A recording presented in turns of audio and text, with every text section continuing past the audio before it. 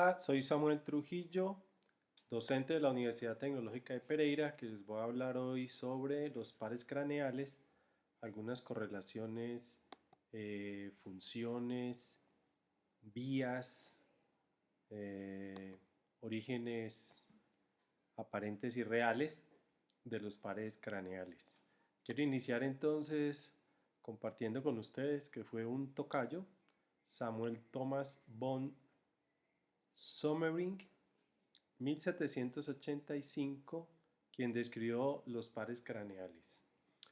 Estos pares craneales son 12 pares derecho e izquierdo que se originan desde la base de nuestros hemisferios cerebrales, del encéfalo, empezando con el primer par olfatorio, hasta los últimos pares que salen a nivel del bulbo raquídeo del tallo cerebral, como es el hipogloso que va abajo de la lengua. Estos músculos van a tener funciones sensitivas, como es el olfatorio, el óptico y el octavo, o funciones motoras, como es el cuarto, el sexto, el decimoprimero y decimosegundo, o funciones mixtas, como el tercero, el facial, el quinto, el séptimo, el glosofaríngeo, el vago. Entonces, estos pares craneales, según la Convención Internacional, en color azul se diagrama el componente sensitivo, en color rojo el componente motor. De arriba hacia abajo, entonces empezamos con el primer par olfatorio, que está en el giro recto del lóbulo frontal, relacionado pues con el giro recto donde está el bulbo y la cintilla olfatoria, ingresa a la corteza olfatoria. El segundo par es el óptico, que va a cruzarse en el quiasma, se va a continuar como un tracto óptico hasta el núcleo genicular, de ahí la radiación óptica hacia la corteza occipital. Pero aquí en el tallo, entonces tendríamos que iniciar con el tercer par craneal, que es un par que tiene dos núcleos. El núcleo principal está en la anterior, el núcleo accesorio está en la parte posterior y ambos se ubican por delante en la gelatina, en la sustancia gris periacueductal del mesencéfalo. Pasa el núcleo rojo y sale a nivel del área interpeduncular como tercer par craneal. El cuarto par entonces ya va a estar a nivel del colículo inferior del mesencéfalo. El núcleo del cuarto par se decusa, cruza y sale por la cara posterior debajo del colículo inferior del mesencéfalo. Cuarto par. El quinto par, que es mixto, entonces va a tener un núcleo sensitivo principal, una porción mesencefálica del quinto par, una porción espinal del quinto par. En la porción espinal van a ingresar fibras también del séptimo, del noveno y del vago. Todo el componente sensitivo de cabeza y cuello que va a ascender y se va a relacionar con el núcleo ventral posteromedial del tálamo para luego ir a la zona 321 en la región del homúnculo para la cara y el cuello. La sensibilidad del resto del cuerpo, tronco, extremidades superiores e inferiores, vienen por los cordones posteriores al núcleo gracilis y coneatus, y de allí la decusación sensitiva, el disco medio, asciende al núcleo ventral posterolateral y de ahí al área o a la corteza somatosensitiva 312 del surco postcentral del hemisferio cerebral en el lóbulo parietal. La raíz motora del quinto par, que está relacionada con los músculos de la masticación, entonces es esta de color rojo que vemos acá, lo mismo acá en esta gráfica, y va a salir por la parte lateral del puente. El sexto par, el núcleo va a estar en la región posterior del puente, va a estar rodeado por la rodilla del nervio facial. Esa eleva el tejido nervioso en lo que se denomina el colículo facial y la fibra motora va a salir a nivel de la unión entre el puente y el bulbo o la médula oblongada o médula pontina por encima del núcleo de la oliva y se va a dirigir hacia arriba por el espacio subaracnoideo, va a pasar el seno cavernoso al lado lateral de la arteria carótida interna y se acompaña por la parte lateral del tercero y cuarto pares y van a ingresar por la fisura orbital superior a la cavidad de la órbita a ubicarse en los músculos extraoculares. El,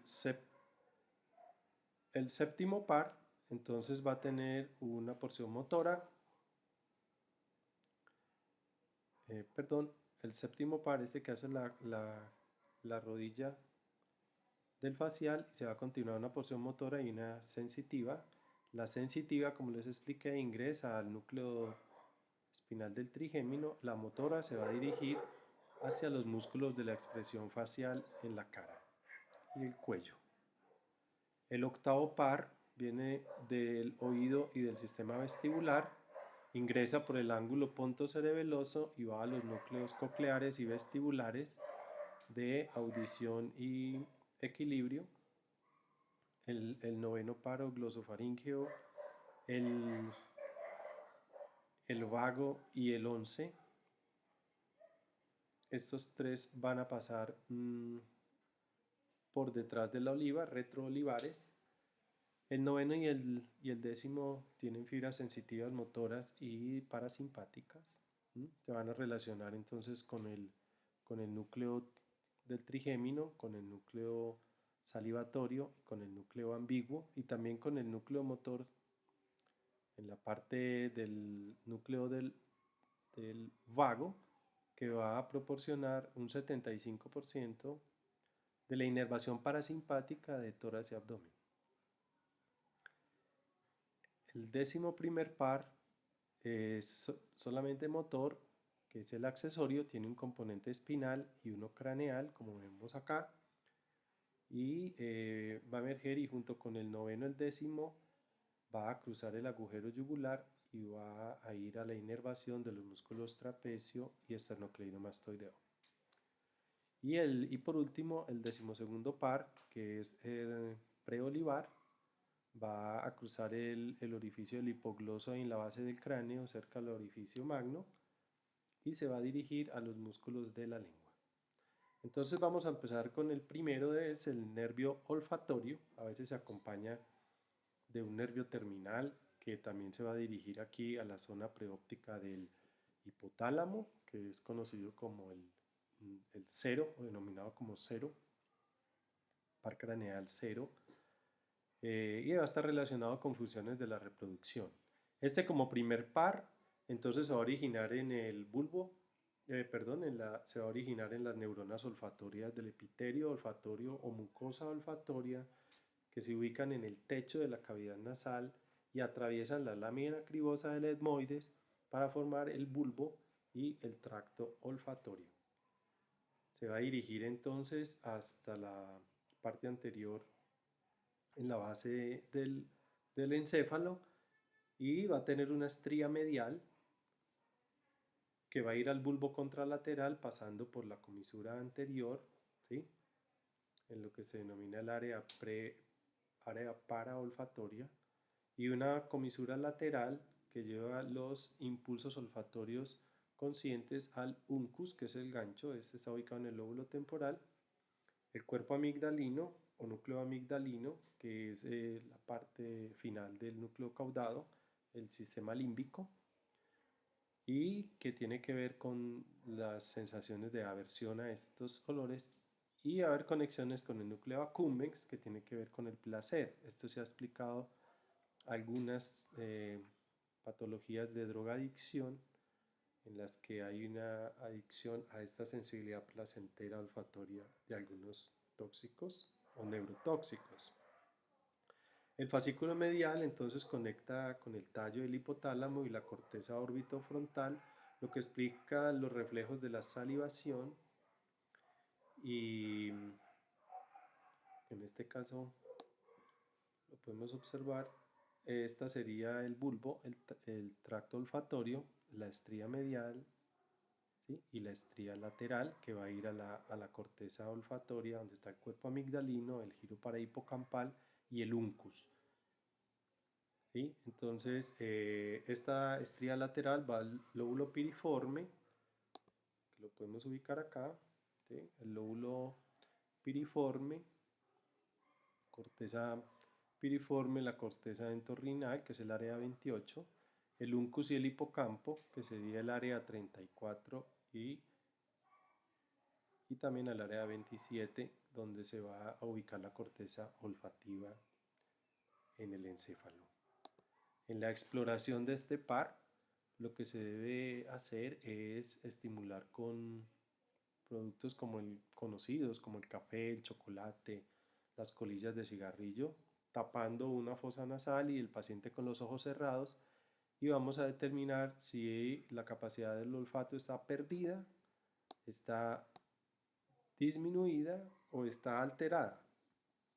O sea, confunde los olores. Y es muy importante determinar si es unilateral o bilateral. Cuando hay una anosmia bilateral, entonces puede estar relacionada con el gusto, y la unilateral es la que está relacionada con los traumas cráneoencefálicos o los tumores, ¿sí? Es muy poco probable que una fractura coincida en el lado derecho y en el izquierdo, o que el mismo tumor crezca de la misma manera en el lado derecho o izquierdo. El otro dato de correlación básico clínica son las auras olfatorias que se anteponen a una convulsión, olores, sensaciones olorosas. Esto se denomina la epilepsia uncinada porque es del área donde está el uncus, que es la relacionada con el olfato.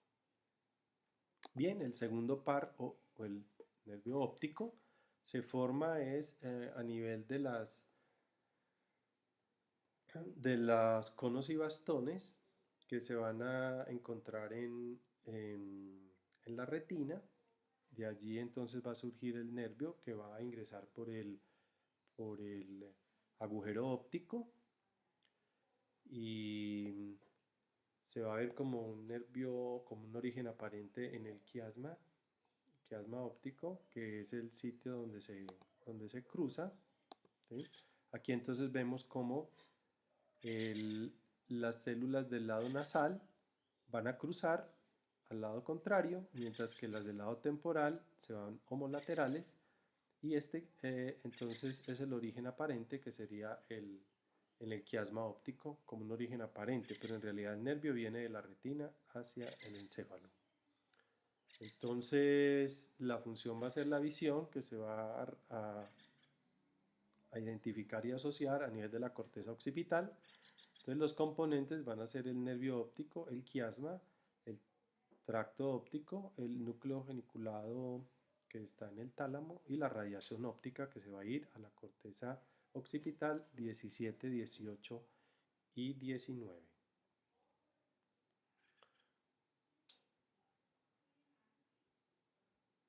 ¿Sí? Aquí tenemos entonces una imagen con la representación del lado nasal y el lado temporal en ambos campos, con un foco o un sitio de visión focalizada del punto de fijación, y cómo la imagen entonces se va a ir por toda la vía óptica hasta la corteza, que es la encargada de interpretar y este par. Entonces se puede evaluar de dos maneras.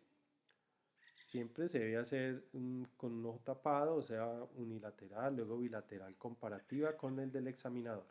Podemos utilizar esta tarjeta, que es la tarjeta de Snellen, que se ubica a 6 metros del paciente, más o menos 20 pies, y por eso cuando se tiene una visión, una agudeza normal, hablamos de 20-20. Cuando no se tiene esta tarjeta o no hay el espacio, se puede usar una de Rosenbaum Pocket, que se ubica a 35 centímetros del paciente, y la visión normal es cuando es 14-14.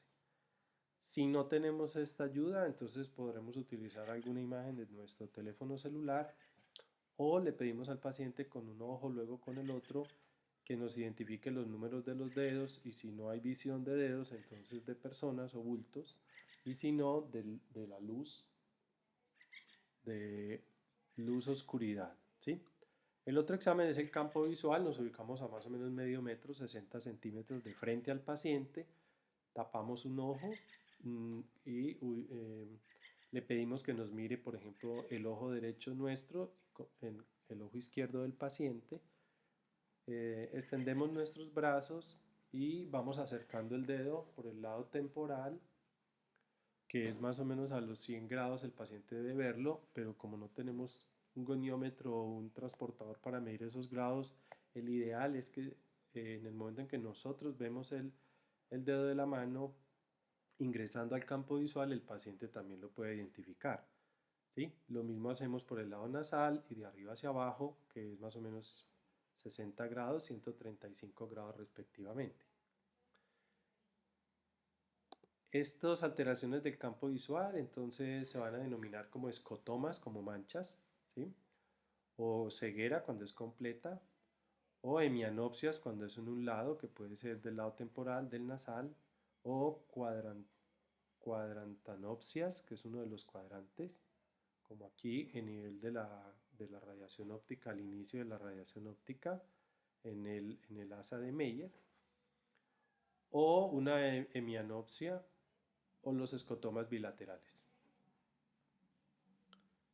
Bien, ahora vamos a ver los pares que participan a nivel de de los movimientos de los ojos.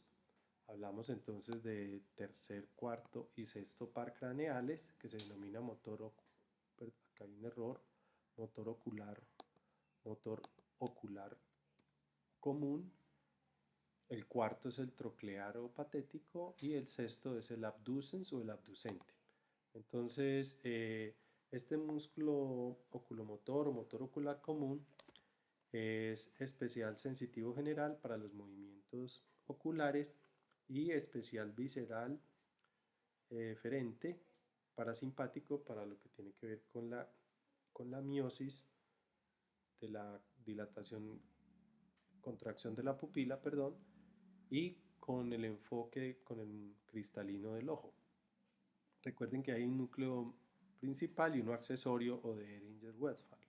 Acá hay una imagen del mesencéfalo tomada del libro de Fitzgerald, ¿sí? A nivel del colículo superior, donde vamos a identificar detrás del núcleo rojo y delante de la sustancia gris periacueductal el núcleo principal del tercer par que va a salir por el espacio interpeduncular. En el colículo, a nivel del colículo inferior del mismo mesencéfalo, entonces va a estar el núcleo del cuarto par que se va a dirigir hacia atrás, se cruza y sale por debajo del colículo inferior y es el único par craneal que emerge de la raíz posterior. Y este es un corte a nivel del puente donde ubicamos el núcleo del sexto par craneal que se va a dirigir y emerge en el surco médulo-pontino arriba de, o sea, supra-olivar, arriba de las olivas, ¿sí? Perdón, arriba de las pirámides del bulbo, ¿sí? El, el tercer par craneal, entonces, el tercer, cuarto y sexto van a salir, como les decía, por,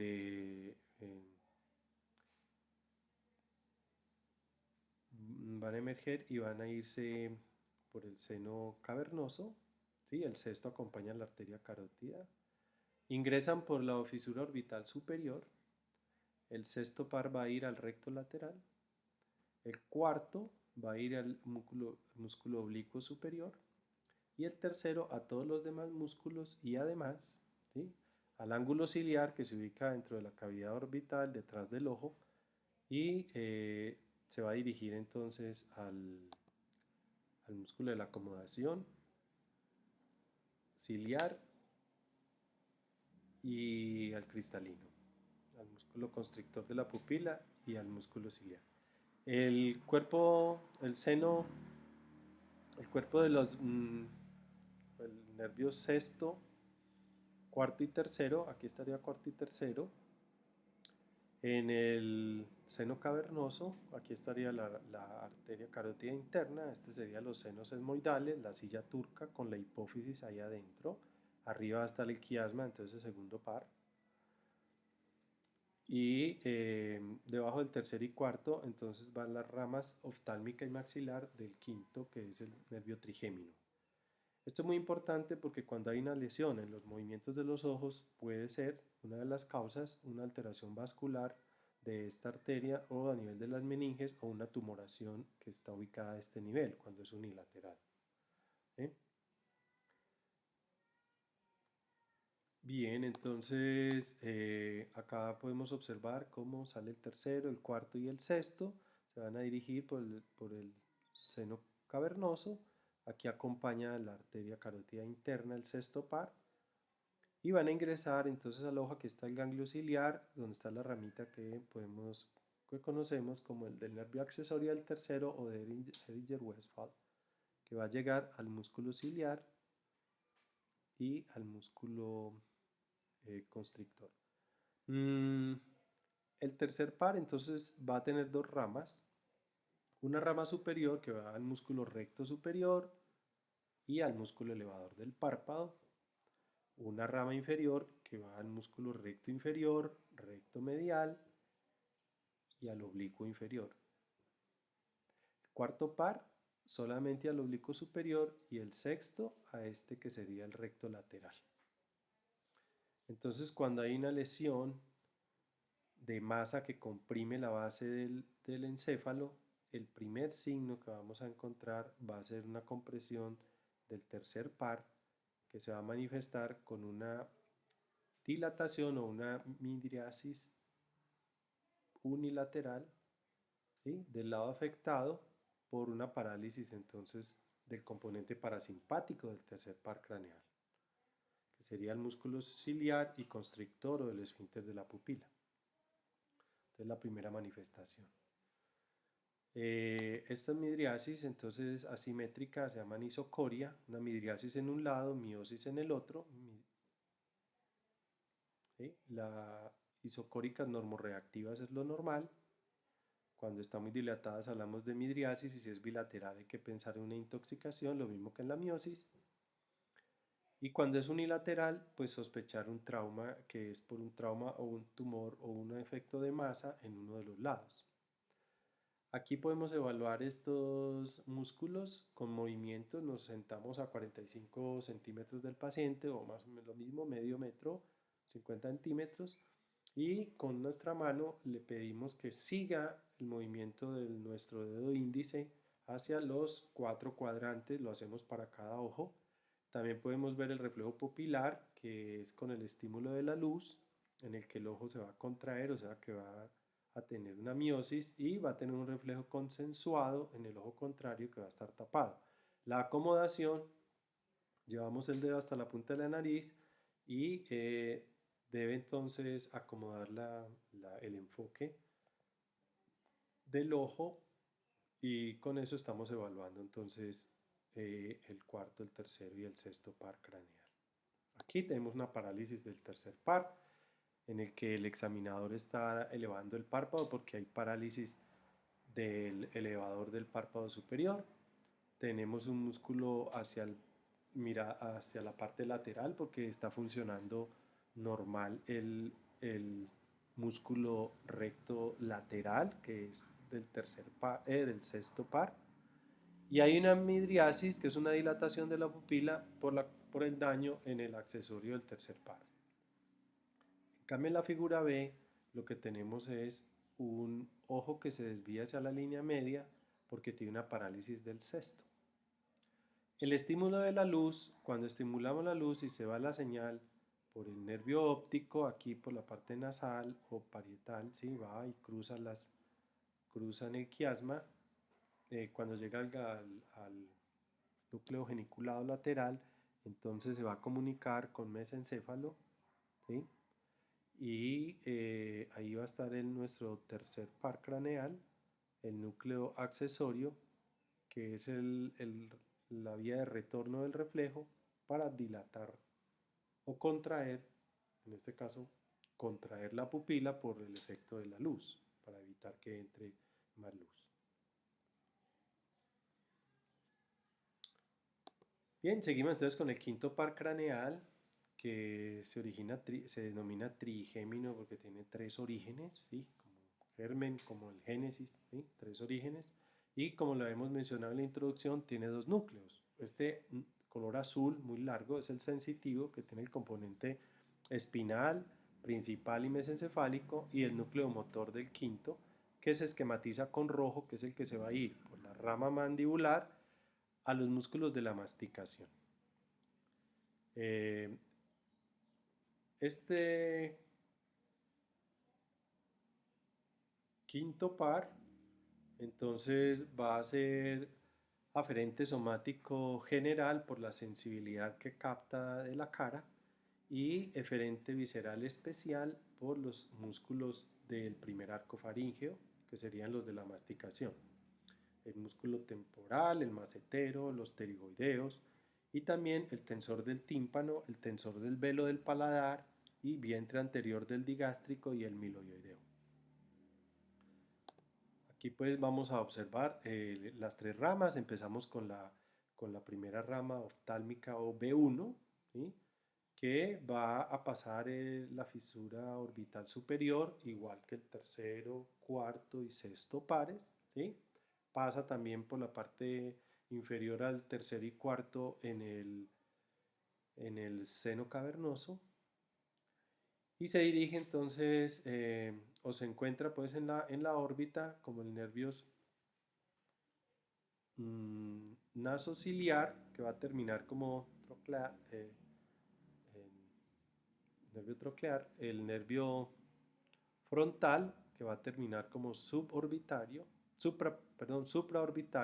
que va a salir por el agujero supraorbitario, se va a dirigir a la región frontal, nasal y del párpado para recibir toda la sensibilidad de la parte superior de la cara. También tenemos un componente lacrimal y, y unas ramitas que son sensitivas para la meninge en la fosa, lo que es la fosa craneal anterior. Entonces recibe sensibilidad de la conjuntiva, ¿sí? Del párpado superior, de la nariz, de los senos frontales y etmoidales, del dorso nasal, del pericráneo anterior, la duramadre de la fosa anterior y el tentorio superior. Bien. Acá entonces seguimos con la segunda rama del trigémino, que es la maxilar, atraviesa el agujero redondo y se va a dividir en un nervio cigomático y un nervio infraorbitario. Este cigomático entonces va a atravesar los agujeros del hueso cigomático o malar, el infraorbitario entonces por el agujero infraorbitario para la sensibilidad de toda la parte de la cara, las mejillas, el párpado inferior, la nariz, el seno maxilar, los dientes. Estas serían las ramas para los dientes superiores, ramas pterigoideas, que hacen aquí la sinapsis con el ganglio pterigopalatino, donde también va a participar el nervio glosofaríngeo. Entonces, esta rama da una ramita aquí antes de ingresar al agujero redondo mayor, que son los ramos meníngeos, ¿sí? Entonces también nos da la sensibilidad de las meninges. Y la rama mandibular, entonces va por el agujero oval, ingresa pues por el agujero oval al ganglio de Gasser y de ahí a la parte lateral del puente o de la protuberancia, que sería el origen aparente, porque el origen real va a estar en el núcleo sensitivo y el motor del quinto. Lo sensitivo es en la piel y el motor es en el puente. Esta rama entonces tiene un nervio lingual y un nervio alveolar inferior para los dientes inferiores que va a terminar como submentoniano. El agujero mentoniano, el infraorbitario y el supraorbitario se pueden buscar en una línea vertical que pasa transpupilar. Esto es útil para las anestesias de estos tres nervios y así pues suprimir la sensibilidad de la cara para procedimientos en la cara de los pacientes. Acá tenemos la arteria meningea media, que es rama de la maxilar interna, que va a tener su participación también en todo lo de la sensibilidad de la fosa media y anterior. Y un ramito que es aurículo temporal, que va hacia la parte posterior. Entonces acá tenemos los núcleos del quinto par, el núcleo mesencefálico, el principal y el núcleo espinal. Son sensitivos, también en el puente entonces se va a ubicar el núcleo motor y el supratrigeminal, que tiene una función muy importante, inhibiendo entonces los músculos de la masticación cuando la sensibilidad del núcleo mesencefálico capta, por ejemplo, un cuerpo extraño dentro del alimento, entonces, como decir, una piedra en el bocado de comida, ¿sí?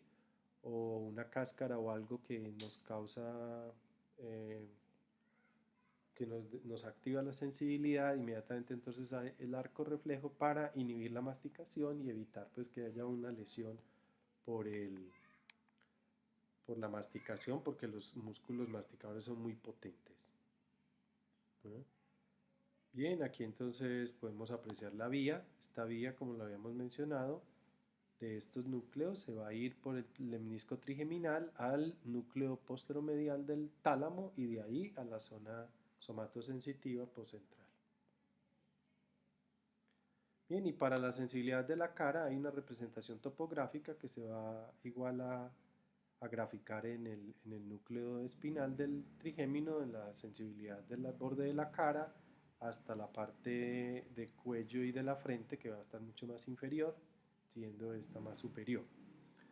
En este esquema podemos ver entonces toda la representación sensitiva de la sensibilidad de nuestra cara con el quinto, de las meninges también, la fosa posterior que pertenece al vago, a la segunda y tercera raíces raquídeas cervicales. En la parte de la orofaringe participa el noveno y el décimo par, lo que tiene que ver con la boca, la faringe y la laringe, en cuanto a la sensibilidad de esta región. Y la masticación de los músculos, como lo hemos mencionado, temporal, macetero, pterigoideos. Los de las flechitas de color rojo son para cerrar la boca, los azules son para abrir la boca. Participan entonces también lo que hemos mencionado del digástrico eh, y, y los músculos infraoideos. En la exploración, pues es relativamente sencillo. Con un copito pedimos al paciente que cierre los ojos, le vamos a tocar las regiones de las tres ramas del nervio trigémino y le decimos que con su mano, con el dedo, ubique el sitio donde nosotros le tocamos con el copito y así vamos a poder saber cómo está la sensibilidad. Podemos usar trucos para temperatura, como usar el manguito del martillo o el fonendoscopio si está frío, o algo que tenga pues, o hielo o algo frío.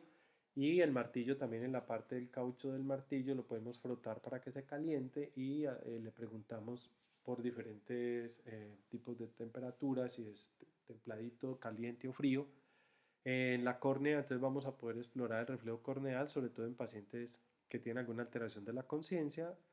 Se levanta el párpado, se estimula por un ladito la córnea y debe haber un parpadeo. Y la exploración de los músculos de la masticación se hace con los movimientos de protracción hacia adelante o retracción hacia atrás o diducción hacia los lados de la mandíbula. Y le pedimos al paciente entonces que comprima, que cierre la mandíbula y tocamos el tono de estos músculos maceteros y de los temporales con los movimientos.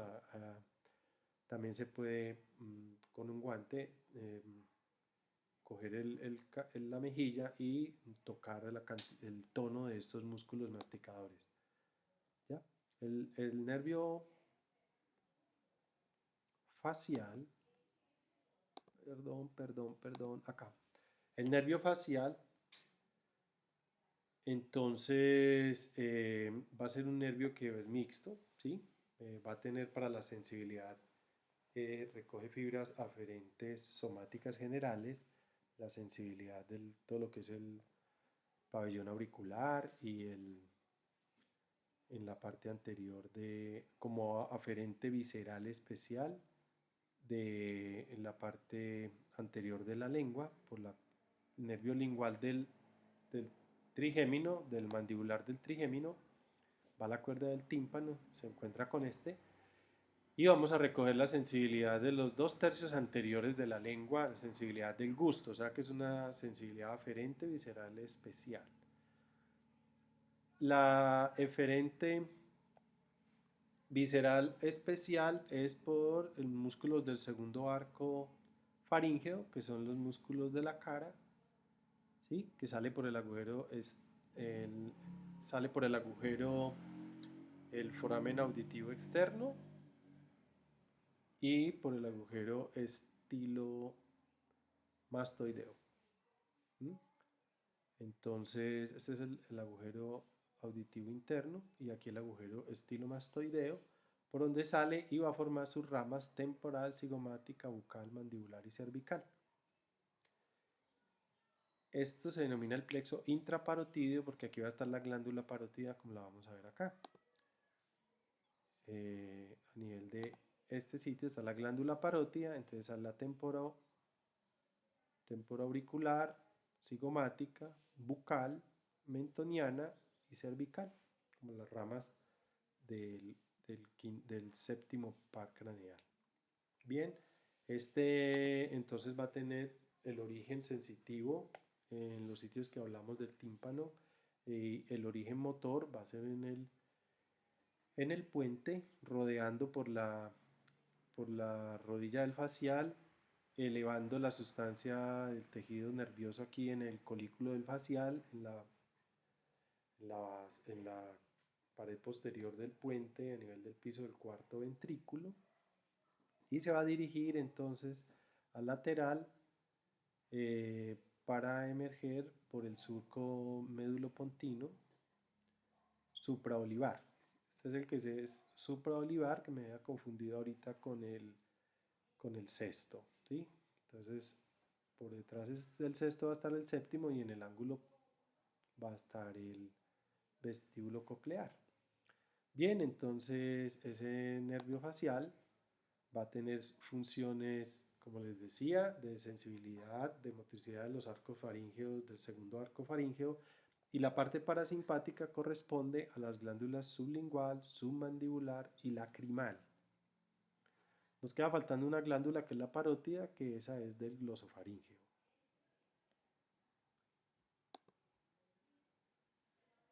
Bien, entonces la parte sensitiva motora del facial se va a representar en la corteza motora, que se representa por el homúnculo en la región del área 4,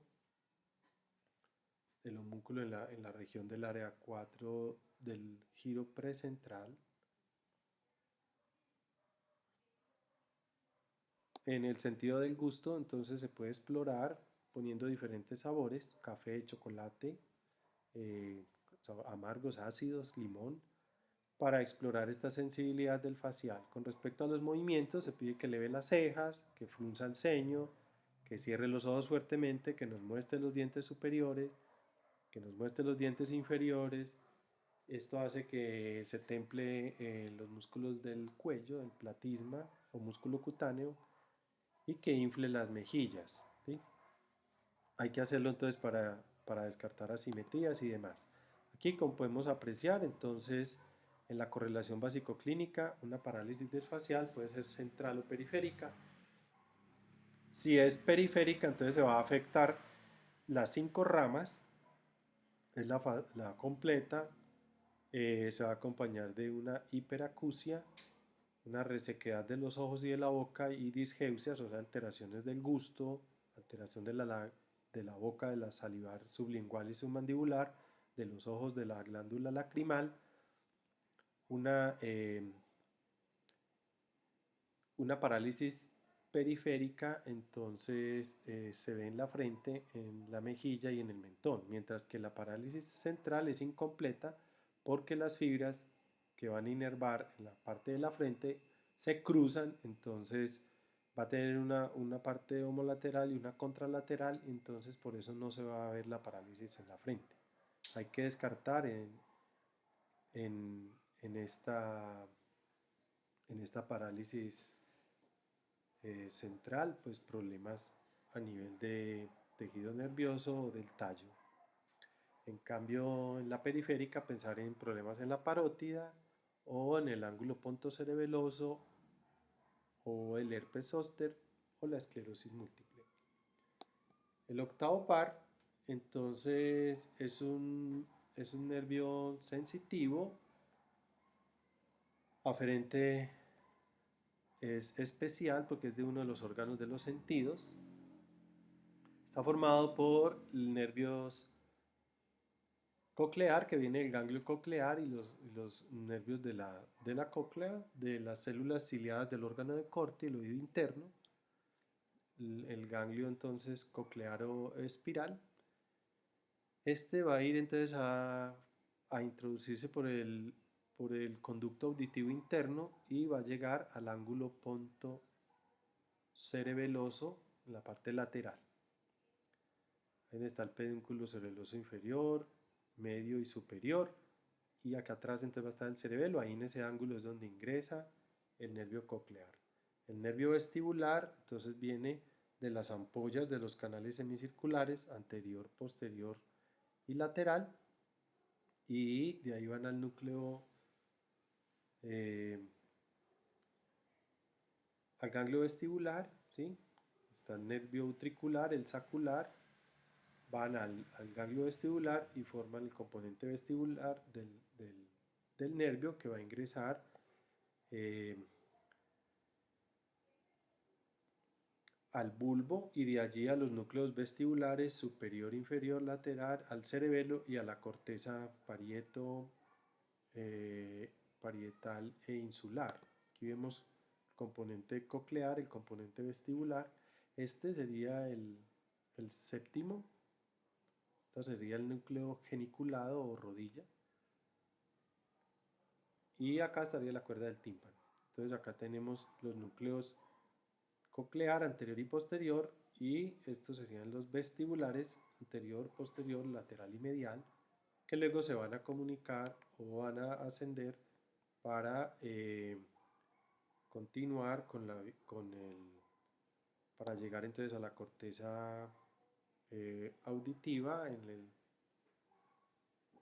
lóbulo temporal, exactamente en el giro superior del temporal, relacionados con el surco lateral y parte posterior del surco lateral en el giro de Gesell. Está el área 41-42.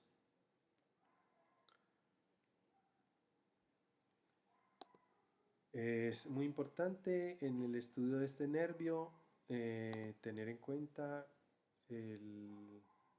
los problemas de la base de cráneo. Aquí podemos apreciar en la parte coclear cómo entonces ingresa y va al núcleo olivar superior por el lemnisco lateral, asciende al colículo inferior. Esta sería la comisura colicular y este sería el brazo del colículo inferior que va al cuerpo geniculado medial. De allí,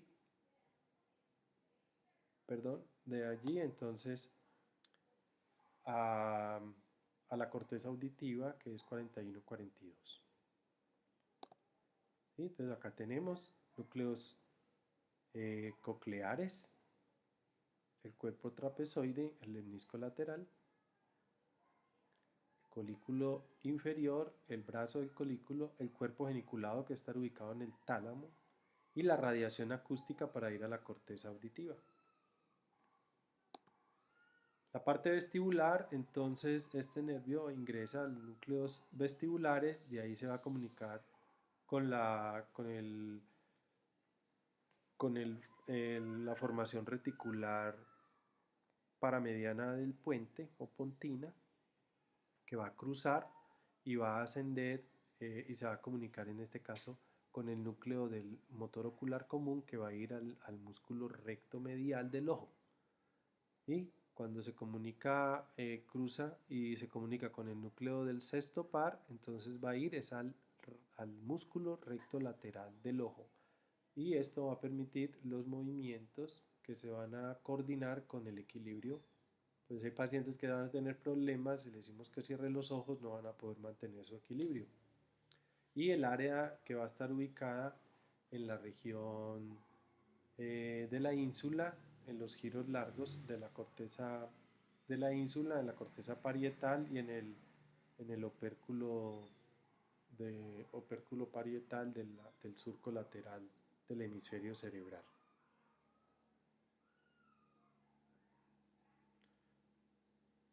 Para explorar la audición, entonces podemos utilizar un diapasón, que es este instrumento, cerramos los ojos, se le susurra al paciente algunas palabras que sean conocidas, como tengo aquí, casa, perro, esto a una distancia, luego se puede aumentar la distancia, se puede disminuir el susurro y uno va indagando cómo está la agudeza auditiva del paciente. Con el diapasón, entonces lo que se hace es se pone a vibrar y se pone sobre las superficies óseas de la mastoides, acá del hueso frontal, y el paciente nos va a describir cómo normal él va a percibir ese sonido del diapasón en ambos oídos. Si va a tener una alteración en uno o en otro oído, ya sea por percepción o por transmisión de ese sonido.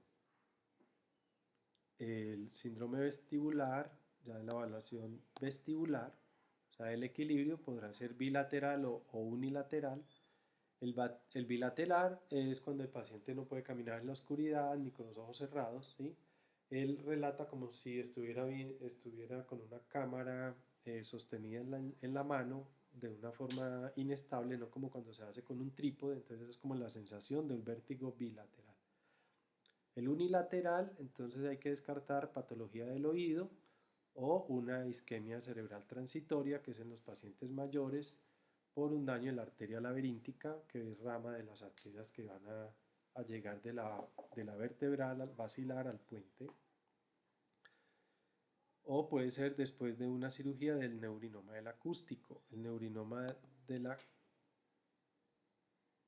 del acústico es un tumor de las células de Schwann de crecimiento lento que se va a ubicar entonces entre todos estos pares, el quinto, el séptimo, el octavo, el noveno par, también está cerca el décimo, entonces da mucha sintomatología.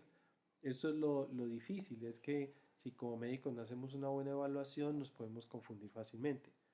Entonces todo paciente que empieza a referirnos sonidos en el oído que se denominan como acúfenos, o pérdida de la agudeza auditiva, o mareos, o el reflejo corneal, debilidad de los músculos de la masticación o de la expresión facial de la mímica, o signos cerebelosos, o anestesia, alteraciones en la sensibilidad, sobre todo de la orofaringe,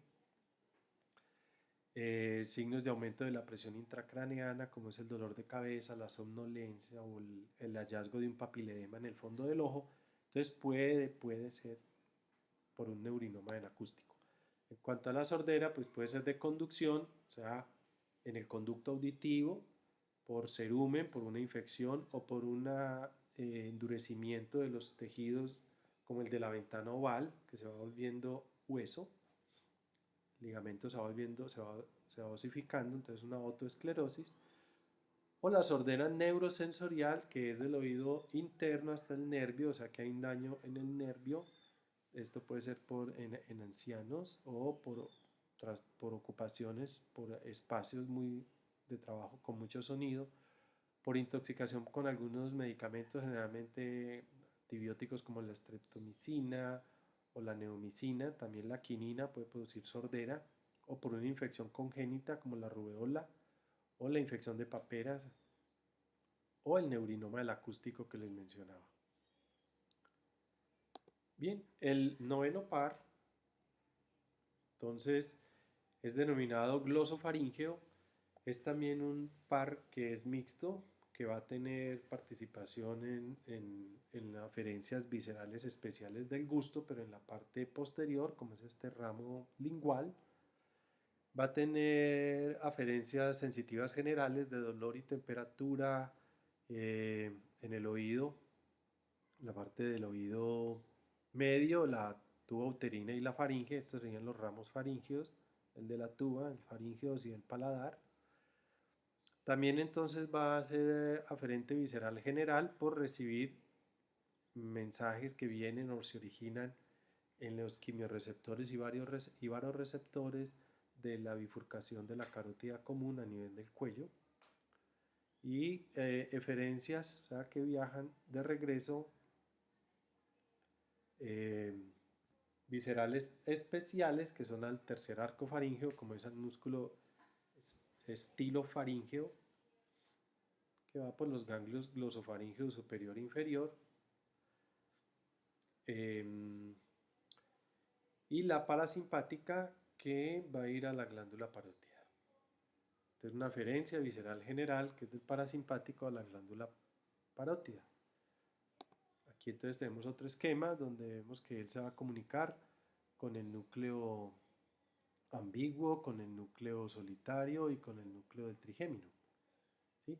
Que va a salir en la parte retroolivar, que va a atravesar el agujero yugular junto con el nervios vago y accesorio, y va a ingresar, entonces va a participar en todo lo que es la sensibilidad de la tercio posterior de la boca, de la lengua, paladar, tuba uterina, el músculo estilofaríngeo, verlo acá, de la apófisis estiloides a la faringe, y del cuerpo y el seno carotídeos, del músculos de la faringe.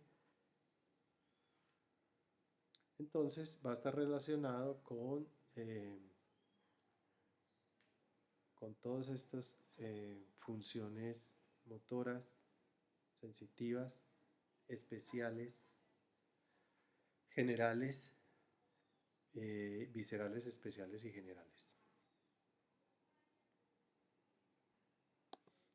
El vago o décimo par o neumocardiogástrico, entonces va a ser un par también que va a tener participación de aferencias viscerales especiales del gusto en la parte posterior de la epiglotis, a nivel de aferencia sensitiva general de tacto, dolor y temperatura del oído externo, la laringofaringe, faringe y laringofaringe, esófago superior, laringe, y en la fosa craneal posterior junto con las ramas de C2,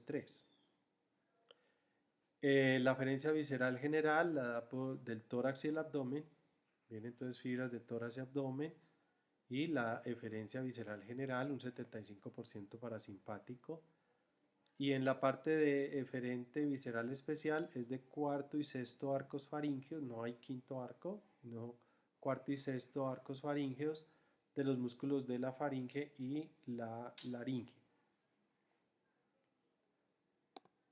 El décimo primero es eferente somático general, porque va a los músculos esternocleidomastoideo y al músculo trapecio. Se origina en el núcleo accesorio del bulbo y en la médula cervical. O sea que hay unos ramos espinales y unos ramos craneales que van a salir por el agujero foramen yugular y van a ir entonces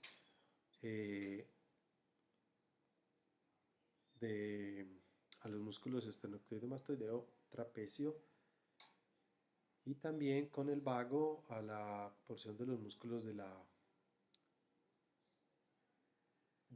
faringe.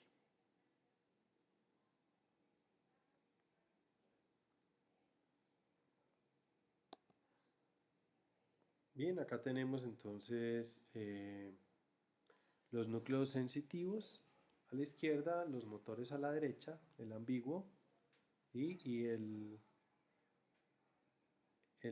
espinal del accesorio, el motor eferente para el hipogloso, que va a salir ya es a nivel preolivar, lo vamos a ver ahorita ya como último par. Este es el núcleo solitario, que tiene un componente superior que tiene que ver con el gusto, donde está el séptimo par, el noveno y el décimo, y en la parte de regulación del núcleo respiratorio y varoreceptor para el glosofaríngeo y para el vago.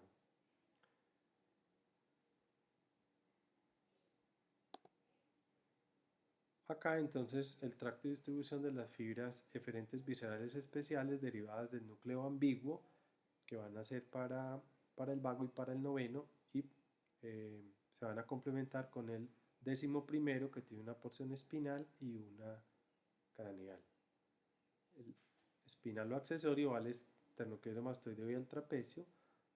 El vago y el glosofaríngeo van al nervio laríngeo recurrente, al nervio laríngeo superior, que tienen que ver con la fonación en la laringe, a la deglución en los ramos faríngeos, el estilofaríngeo que es del noveno, y por último, entonces, la exploración de estos nervios pues es muy sencilla. Abrimos la boca y vemos como la úvula debe estar central, ¿sí? La úvula está desviada, entonces hay una debilidad del velo del paladar de un lado. Tenemos que también explorar el reflejo nauseoso, que va a ir por la vía del glosofaríngeo, la sensibilidad que le da el glosofaríngeo. Y el nervio accesorio, ponemos las manos en los hombros, decimos que eleve los hombros, miramos si hay asimetría, si hay pérdidas o alteraciones del tono, o si hay movimientos involuntarios que se llaman fasciculaciones. Bien, acá está una imagen de lo que es entonces el núcleo solitario para la sensibilidad gustativa, que va a viajar, se va a comunicar con la amígdala del sistema límbico, con el tálamo, el núcleo posteromedial del tálamo, y se va a dirigir a la corteza gustativa del área 43 en el giro poscentral inferior, en la ínsula y el opérculo frontal. Aquí, ínsula, opérculo del giro postcentral en el área 43 sensitiva, en este caso especial.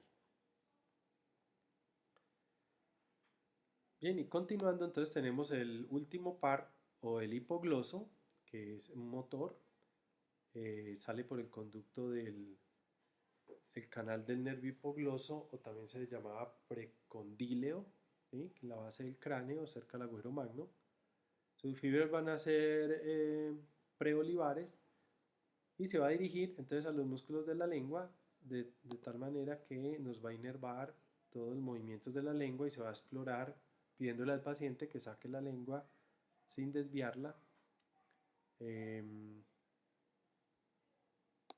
Aquí tenemos un resumen entonces de los últimos pares y su relación con el ganglio simpático cervical superior, que se va a ir por la vía arterial hasta la arteria carótida interna y la oftálmica para el componente simpático.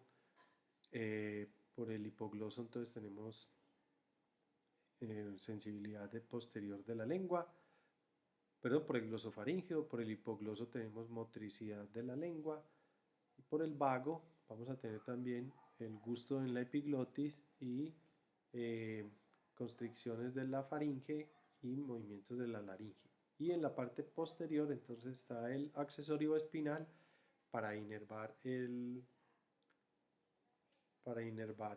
músculo trapecio y el esternocleidomastoideo, ¿sí?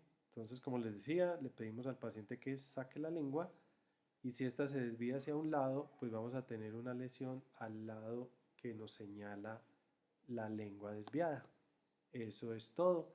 Espero que esta presentación sea de mucha ayuda, que la complementen con sus lecturas, con sus clases, y sobre todo que hagan muy buenas correlaciones, enterándose que con un muy buen examen físico, que es supremamente económico porque no necesitamos equipos muy costosos, podemos leer lo que el cuerpo nos está queriendo decir, lo que nos está escribiendo su cuerpo con los signos y los síntomas, si exploramos en orden los pares craneales desde el primero olfatorio hasta el último el hipogloso, si examinamos lado derecho, lado izquierdo, si utilizamos las trampitas de cerrar los ojos al paciente para que no haya ayudas que nos confundan el examen, y que lo disfruten. Yo la verdad disfruto mucho este tema, y en una próxima oportunidad nos vemos para compartir más conocimientos sobre la anatomía humana.